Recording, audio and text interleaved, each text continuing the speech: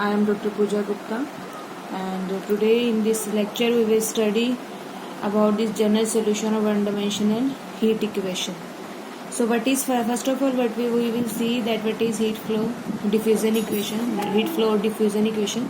So that equation is K into curl square U by curl X square equal to curl U by curl T. ठीक है, यहाँ पे आपको confuse होने की ज़रूरत नहीं है कि u क्यों है, z क्यों नहीं है. u भी एक वेरिएबल है, z भी एक वेरिएबल है. जैसे हम z लेते हैं, z is a function of x y, ऐसे ही यहाँ पे u एक फंक्शन है एक्स वाई का, तो u की जगह आप z भी लिख सकते हो, तो कोई फर्क नहीं पड़ेगा उससे. सो this is the heat flow diffusion equation. इसी से इक्वेशन का हमें सोल्यूशन फाइंड आउट करना है by the method of separation of variable. तो हम मान के चलेंगे कि इसका solution method of separation of variable में हम सोल्यूशन किस फॉर्म का मानते हैं, u x t is equal to x x into में टी टी. इसका सोल्यूशन क्या होगा, यू इज सॉरी यहाँ पे यू फंक्शन है एक्स और टी का, ठीक है, दो वेरिएबल का. तो यू फंक्शन है एक्स और टी का. सेपरेशन ऑफ वेरिएबल का मतलब ही यही है कि x is a function of x and T is a function of T. हमने वेरिएबल सेपरेट कर दिया है. तो दिस इज, ये हम मान के चले कि ये इसका सोल्यूशन है. तो अगर ये इसका सोल्यूशन है तो इस इक्वेशन को सेटिस्फाई करेगा. तो हम यू एक्स एक्स निकालेंगे. यू एक्स एक्स निकालने का मतलब derivative, partial derivative of u x, u x means partial derivative of u with respect to x. तो इसका एक्स के रिस्पेक्ट में करोगे तो ये तो कांस्टेंट रहेगा, क्योंकि this is a variable of, this is a function of variable t. तो इसका ही डेरिवेटिव निकलेगा सिर्फ, और क्या बनेगा, एक्स डैश एक्स इंटू में टी टी. उसी तरह से curl square u by curl x square, मतलब इसी का ही डेरिवेटिव, तो बन जाएगा x double dash x. T of t as it is रहेगा, क्योंकि ये फंक्शन है टी का. उसी तरह से curl u t, curl u by curl t that is u t, वो निकालोगे. ये सारी वैल्यू फर्स्ट इक्वेशन में पुट करोगे तो हमारे पास इक्वेशन बनेगी x double dash divided by x x is equal to t dash by k t. अब देखो ये फंक्शन किसका है, टी का, और ये फंक्शन किसका है, एक्स का. ये भी एक फंक्शन है, ये भी फंक्शन है, बट दोनों ही अलग अलग वेरिएबल पे डिपेंड कर रहे हैं, और दोनों की वैल्यू हर वेरिएबल के लिए सेम है. सपोज टी की यहाँ पे ये फंक्शन है टी का, अगर मैं यहाँ पे टी को एक फिक्स वैल्यू ले लूँ, सपोज कोई भी टाइम, टी क्या है, टाइम है, मानो मैंने टी को 0 ले लिया, तो और यहाँ पे एक्स को वेरी कराती रहूँ, तो हर एक्स के लिए उसकी वैल्यू वही रहेगी जो इसकी टी इक्वल टू 0 पे है. तो इसका मतलब ये फंक्शन क्या होगा, कांस्टेंट होगा. उसी तरह से इसकी वैल्यू यहाँ पे अगर मैं एक्स को फिक्स कर दूँ तो हर एक्स के लिए सेम रहेगी. तो इसका मतलब इसको कांस्टेंट होना पड़ेगा. तो ये एक्स का फंक्शन है, ये टी का, और दोनों ही इंडिपेंडेंट वेरिएबल है. तो दोनों इक्वल तभी होंगे जब दोनों ही कांस्टेंट के इक्वल हो, और वो कांस्टेंट हम क्या मान के चलते हैं, म्यू. तो ये कांस्टेंट म्यू के इक्वल है. तो इक्वेशन ये बनेगी x double dash minus mu x equal to 0, और यहाँ से करोगे तो ये बनेगी t dash equal to mu k t. तो अगर हम इन दोनों इक्वेशन को सोल्व कर लेते हैं तो हमारे पास सोल्यूशन आ जाएगा. बट यहाँ पे म्यू क्या है, एक वेरिएबल है, कांस्टेंट है, सॉरी म्यू एक कांस्टेंट है. तो वो कांस्टेंट 0 भी हो सकता है, पॉजिटिव भी और नेगेटिव भी.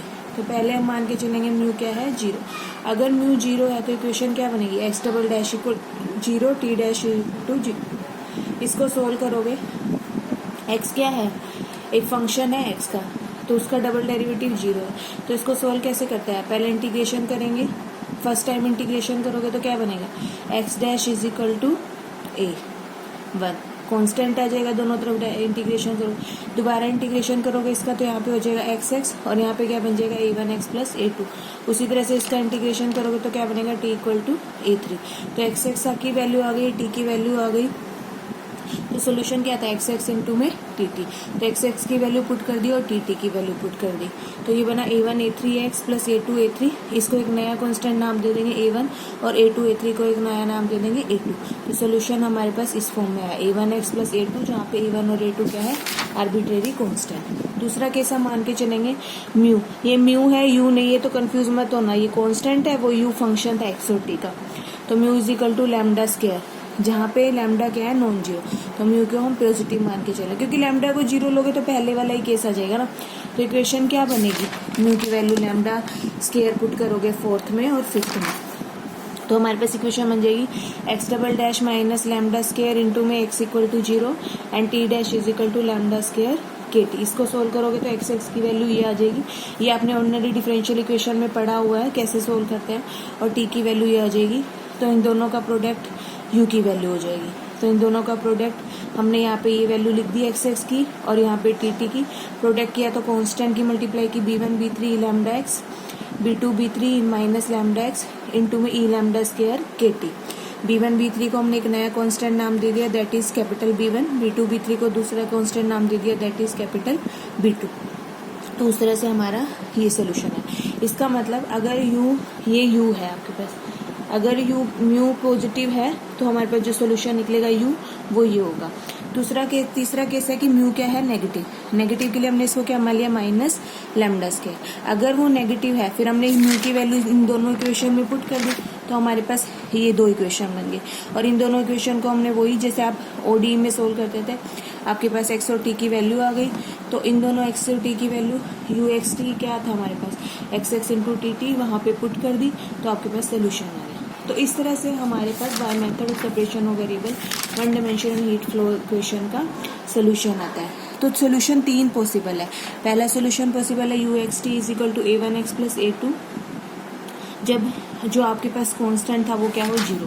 दूसरा सोल्यूशन अगर कांस्टेंट म्यू क्या हो, लैम्डा स्क्वायर, तो आपके लिए सोल्यूशन पॉसिबल है heat flow dimension one dimensional heat flow equation का क्या सोल्यूशन पॉसिबल है, that is B1 e lambda x plus B2 e minus lambda x into में ई लैम्डा स्क्वायर KT। अगर mu क्या हो, माइनस लैम्डा स्क्वायर, तो solution क्या possible है, uxt is equal to C1 cos lambda x plus C2 sine lambda x into में e minus lambda square KT। तो इस तरह से one dimensional heat flow equation के 3 सोल्यूशन पॉसिबल है, ठीक है। और उनमें से एक सोल्यूशन कब निकलता है, जब आपको बाउंड्री कंडीशन और इनिशियल कंडीशंस गिवन हो। जैसे हम एक एग्जांपल करेंगे, जैसे इसमें दिया हुआ है, ये आपकी बुक में भी एग्जांपल दिया हुआ है चैप्टर में,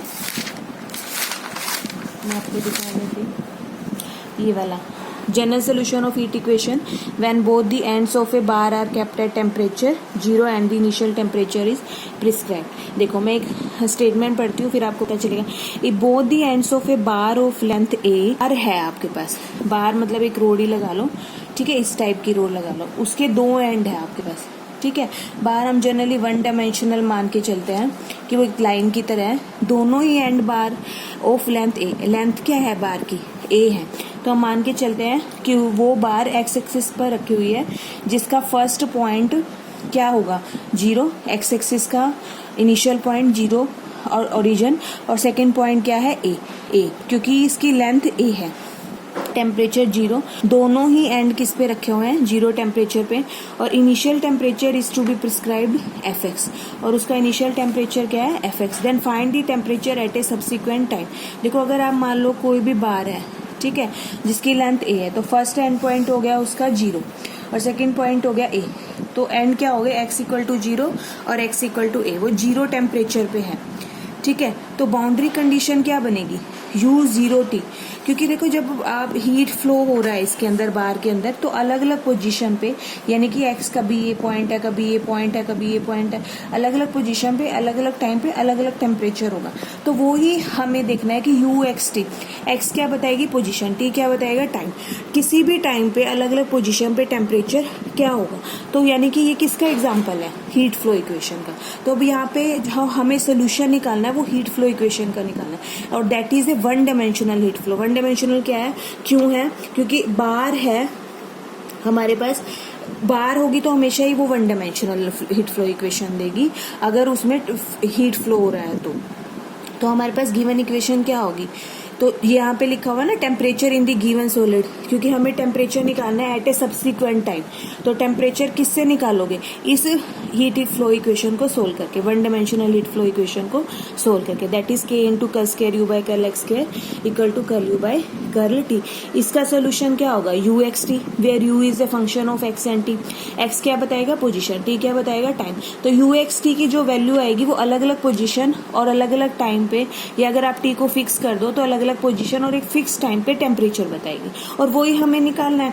अब बाउंड्री कंडीशन क्या दी हुई है कि उसके दोनों एंड 0 टेम्परेचर पे, तो पहला एंड क्या होगा 0 पॉइंट होगी, इनिशियल पोजीशन उसकी 0 पॉइंट होगी, टाइम कुछ भी हो सकता है, u0t क्या दिया हुआ है 0। दूसरा एंड पॉइंट क्या होगा, uat इक्वल टू 0, दूसरा एंड पॉइंट ए होगा, टाइम कुछ भी हो सकता है, तो दोनों एंड क्या है 0 टेम्परेचर पे है। तो ये कंडीशन ये हमें मिली बाउंड्री कंडीशन क्यों बोल रहे हैं, क्योंकि ये बार के एंड पॉइंट है।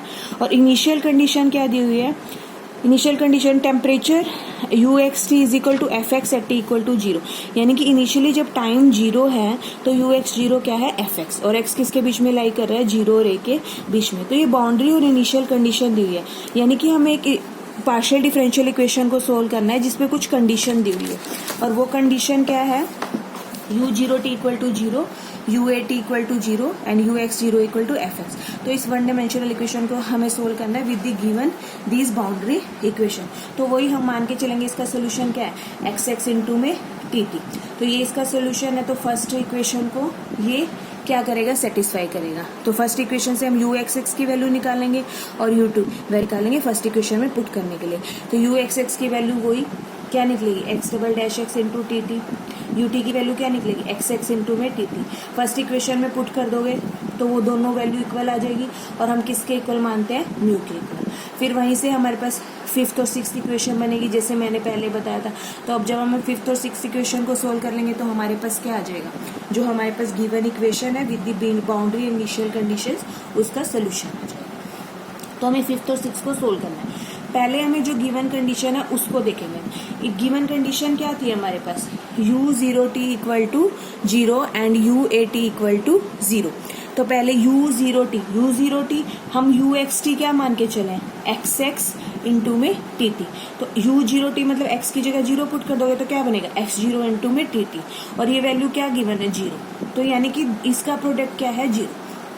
जब दो वैल्यू का प्रोडक्ट जीरो हो तो दोनों में से कोई भी जीरो हो सकती है या दोनों जीरो हो सकती है। तो अब या तो ये जीरो होगी या फिर ये जीरो। तो अगर मान लो ये जीरो है, टी ऑफ टी, टी क्या है, फंक्शन ऑफ टी, और टी क्या है यहाँ पे एक वेरिएबल। तो हर वेरिएबल के लिए वैल्यू जीरो है, तो इसका मतलब यू एक्स टी क्या होगा, x x into T T, ये भी क्या बन जाएगा, जीरो। तो यू एक्स टी क्या बन जाएगा, जीरो, अगर टी टी क्या है, जीरो। तो यू एक्स टी अगर जीरो है तो इसका मतलब क्या होगा, हर एक्स और टी के लिए वैल्यू जीरो है, तो जब टी को जीरो पुट करोगे तब भी ये वैल्यू जीरो रहेगी। और यू एक्स जीरो क्या था, एफ एक्स, इसका मतलब एफ एक्स क्या हो जाएगा, जीरो फॉर ऑल एक्स, क्योंकि यू एक्स टी जीरो था for every x. But F x zero है या नहीं हमें तो पता ही नहीं, क्योंकि एफ तो क्या है, कोई भी फंक्शन हो सकता है।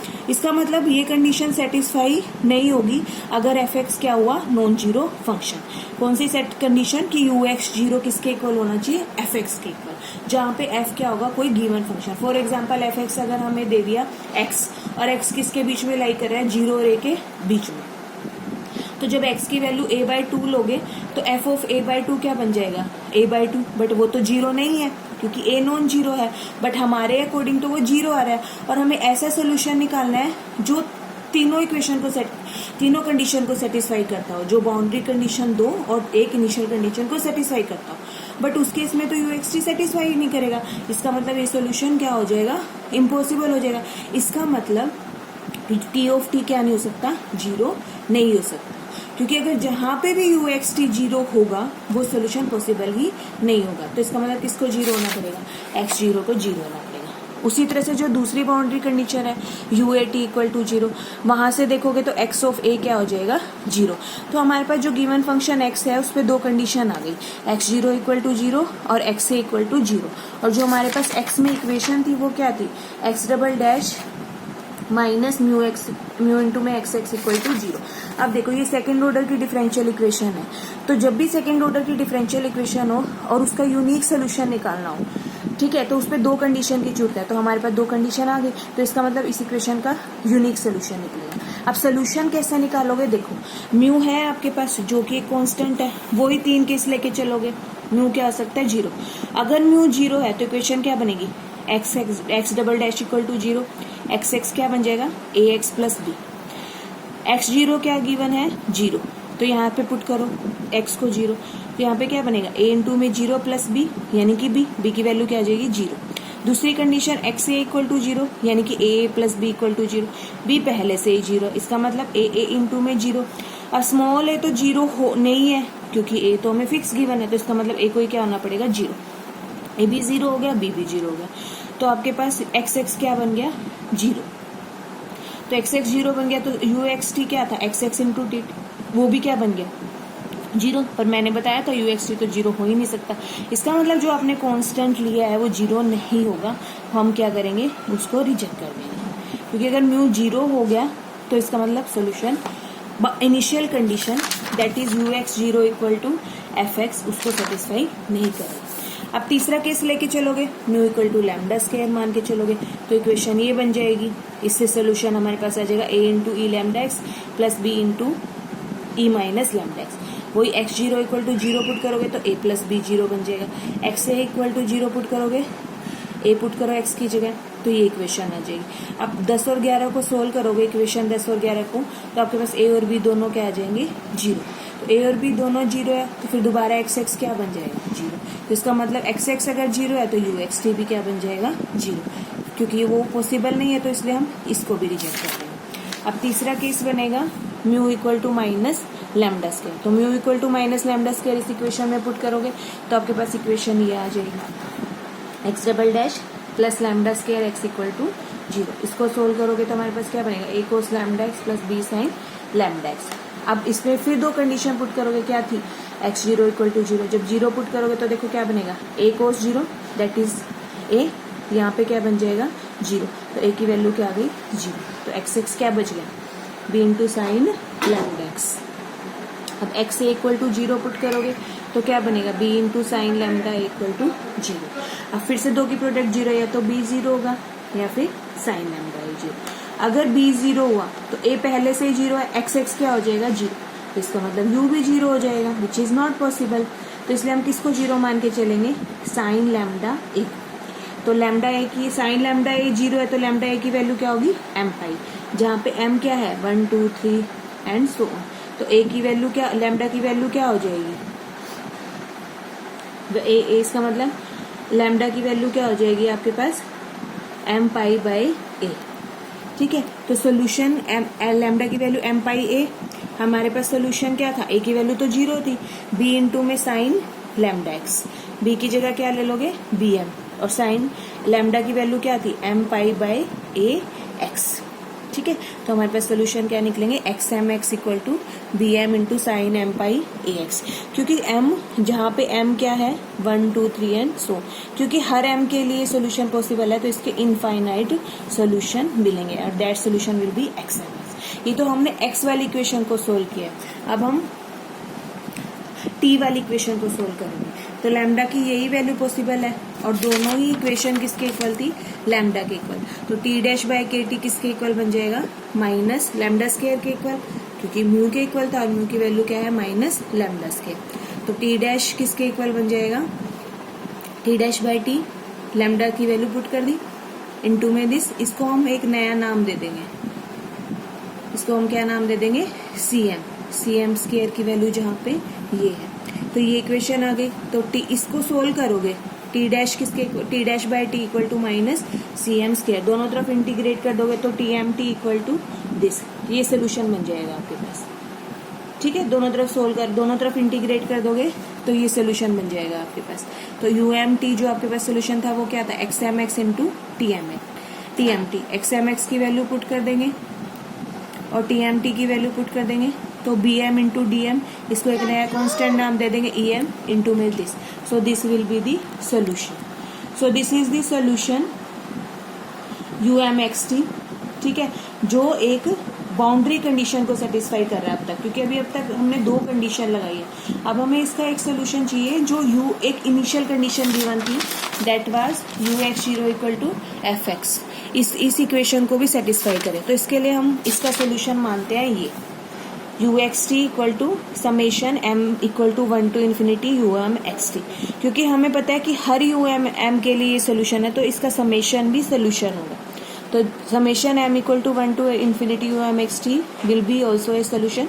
इसकी वैल्यू पुट कर दी हमने यू एम एक्स टी की। अब इनिशियल कंडीशन को भी सेटिस्फाई करना चाहिए तो टी को 0 पुट करो, यहाँ पे 0 पुट करोगे तो क्या बनेगा यू एक्स 0, उसकी वैल्यू क्या थी एफ एक्स, यहाँ पे 0 पुट करोगे तो वैल्यू क्या हो जाएगी 1, ये बन जाएगी आपके पास इक्वेशन। तो f x equal to this, देखो ये फंक्शन की वैल्यू है तो ये फंक्शन की साइन सीरीज है। कोई भी फंक्शन की साइन सीरीज दी हो तो उसमें कांस्टेंट कैसे निकालते हैं e m equal to 2 by a, क्योंकि एक्स लाई कर रहा था 0 और ए के बीच में, integration from 0 to a f x into में sine m pi x by a, जहाँ से हमारे पास ई एम की वैल्यू आ गई। तो हमारे पास सोल्यूशन क्या था u x t is equal to summation e m into sine m pi x by a e minus e m square t. यहाँ पे ई एम की वैल्यू पुट कर दोगे तो आपके पास वो सोल्यूशन आ जाएगा जो बाउंड्री कंडीशन और इनिशियल कंडीशन को सेटिस्फाई कर रहा है। That is the required solution. So this is the solution of the one dimensional heat flow equation with the given boundary condition and initial condition. तो हमने देखा कि ये सोल्यूशन यूनिक होगा क्योंकि ई एम की वैल्यू क्या है, यूनिक। ठीक है, तो इस तरह से आप one dimensional heat flow equation को सोल्व करते हो। पहले जैसे मैंने बताया जब कोई भी कंडीशन गिवन ना हो, और दूसरे में मैंने बताया कि जब कोई कंडीशन गिवन हो तो कैसे सोल्व करते हैं। तो आप इसको देख लेना, कोई डाउट हो तो पूछ लेना। Thank you.